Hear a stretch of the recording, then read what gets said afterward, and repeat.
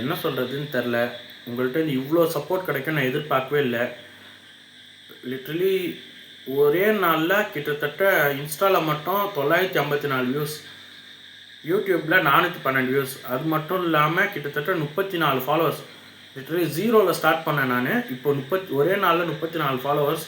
அது மட்டும் இல்லாமல் எல்லா கமெண்ட்ஸுமே பாசிட்டிவான கமெண்ட்ஸ் தான். நான் போன வீடியோவிலே சொல்லியிருந்தேன், என் வீடியோலாம் வியூஸ் போகுமான்னு தெரில, எனக்கெலாம் யார் சப்போர்ட் பண்ணுவாங்கன்னு தெரில, இருந்தாலும் நான் கண்டிப்பாக முயற்சி பண்ணுவேன்னு சொல்லி வீடியோ போட்டிருந்தேன்.